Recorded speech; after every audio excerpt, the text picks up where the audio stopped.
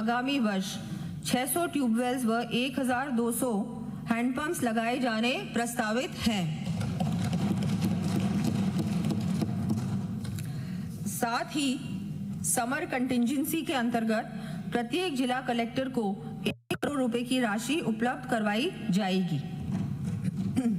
प्रदेश में सशक्त जल प्रबंधन की दृष्टि से जयपुर में सेंटर ऑफ एक्सीलेंस की स्थापना 10 करोड़ रुपए की लागत से की जाएगी।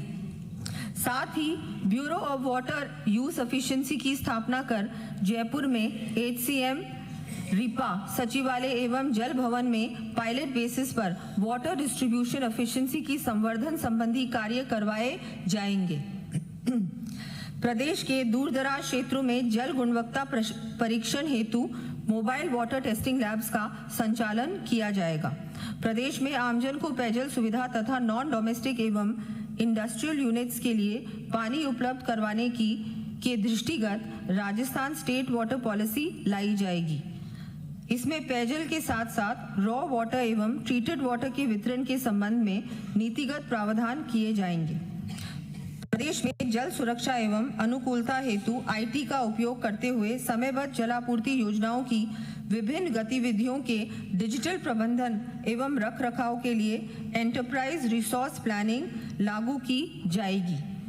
आमजन को पेयजल उपलब्ध कराने तथा पाइप पेयजल योजनाओं के समुचित ऑपरेशन एंड मेंटेनेंस के लिए हमारे द्वारा पिछले बजट में घोषित 1050 तकनीकी अधिकारियों कर्मचारियों के संविदा काडर में वृद्धि करते हुए 3000 पदों पर भर्ती की जाएगी।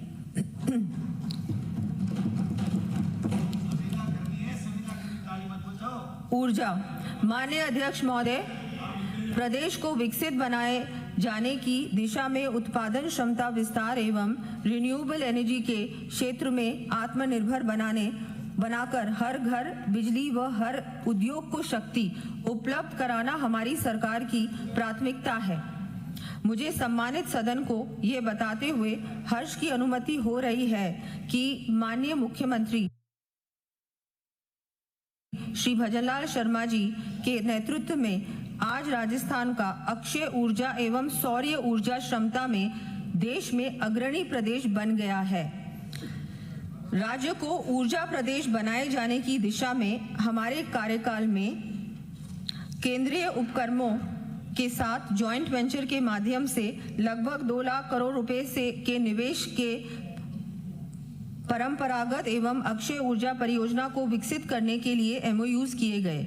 सौर ऊर्जा क्षमता को 19,209 मेगावाट की वृद्धि हुई है। PM सूर्य घर मुफ्त बिजली योजना के अंतर्गत 518 मेगावाट क्षमता के 1,30,000 से अधिक रूफटॉप सोलर प्लांट स्थापित किए गए। सुदृढ़ विद्युत तंत्र के लिए 400 kV के 2 GSS, 220 kV के 5 GSS, 132 kV के 45 GSS तथा 33 kV के 379 सब स्टेशन स्थापित किए गए।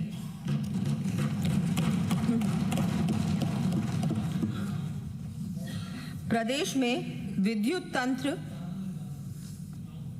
के और अधिक विस्तार एवं सुदृढ़ीकरण के लिए 220 kV के 6, 132 kV के 13 तथा 33 kV के 110 GSS का निर्माण किया जाएगा।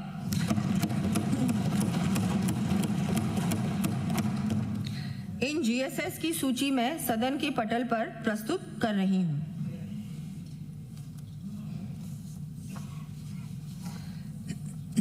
बीकानेर में मेहरासर, दिनसर, बराला व सवाईसर, करनीसर, भाटियान, विकोलोई तथा जैसलमेर में रागवा सेहुआ क्षेत्र में लगभग 4,830 मेगावाट क्षमता के सौर पार्कों का विकास जॉइंट वेंचर के माध्यम से किया जाएगा। इस पर लगभग 2,900 करोड़ रुपए का व्यय किया जाएगा। प्रदेश के विद्युत प्रसारण तंत्र को संचालित करने वाले स्टेट लोड डिस्पैच सेंटर की साइबर एवं नेटवर्क सुरक्षा हेतु सिक्योरिटी ऑपरेशन सेंटर तथा नेटवर्क ऑपरेशन सेंटर स्थापित किए जाने के लिए 21 करोड़ रुपए का व्यय किया जाएगा। विद्युत तंत्र के आधुनिकीकरण तथा विद्युत सेवाओं को अधिक पारदर्शी व सुलभ बनाए जाने की दृष्टि से निर्बाध विद्युत आपूर्ति के साथ साथ विद्युत तंत्र के ट्रांसफार्मर, फीडर और सबस्टेशंस की IoT सेंसर द्वारा रियल टाइम मॉनिटरिंग, विद्युत फॉल्ट के पूर्व अनुमान तथा पारदर्शी मीटर बिलिंग के लिए अजमेर डिस्कॉम के अंतर्गत ग्रिड को AI इनेबल्ड किया जाएगा। इमरजेंसी अलर्ट व डिजिटल भुगतान प्रक्रिया तथा कृषि उपभोक्ताओं को विद्युत सेवाओं, कल्याणकारी योजनाओं एवं विद्युत आपूर्ति की रियल टाइम जानकारी उपलब्ध कराने के लिए AI आधारित डिजिटल प्लेटफॉर्म विकसित किया जाएगा।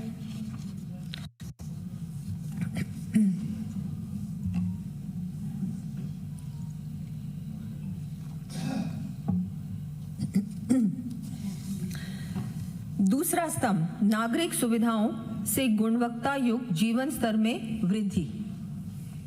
हमारे देश के प्रथम राष्ट्रपति डॉक्टर राजेंद्र प्रसाद जी ने कहा था कि लोकतंत्र की वास्तविक परीक्षा इस बात में है कि उसकी संस्थाएं जनता की कितनी प्रभावी रूप से सेवा कर पाती हैं।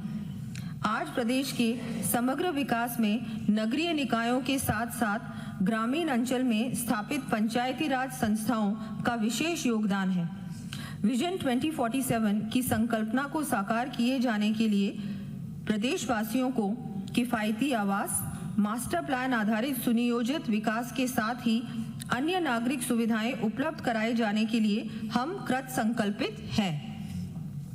गत वर्ष बजट में की गई घोषणा के तहत बनाए गए कॉम्प्रिहेंसिव मोबिलिटी प्लान को लागू करते हुए समस्त संभागीय मुख्यालयों पर चिन्हित सड़कों पर ITMS अर्बन मोबिलिटी ऐप, सड़क व चौराहा सुधार, flyover, underpass, traffic solutions, signal free traffic, parking संबंधी कार्य करवाए जाने की घोषणा करती हूँ। इसके तहत जयपुर हेतु 1000 करोड़ को शामिल करते हुए कुल 2325 करोड़ रुपए का व्यय किया जाना प्रस्तावित है। प्रदेश के विभिन्न क्षेत्रों में सौंदर्यीकरण, पुनरुद्धार एवं उन्नयन संबंधी विविध कार्य लगभग 3000 करोड़ रुपए की लागत से करवाए जाएंगे। इन कार्यों का विवरण मैं सदन के पटल पर प्रस्तुत कर रही हूँ।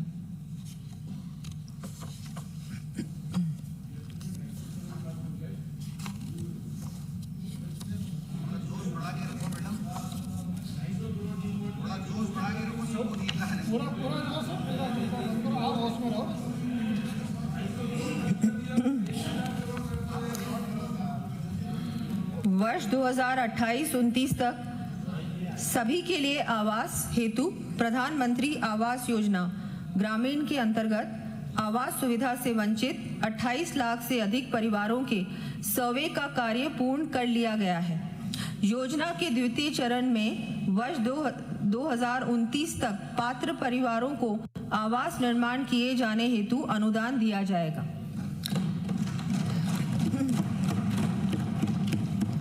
बेहतर आधारभूत संरचना तथा गुणवत्ता युक्त आवास निर्माण के लिए 35,000 व्यक्तियों को मेसन संबंधी प्रशिक्षण दिया जाएगा।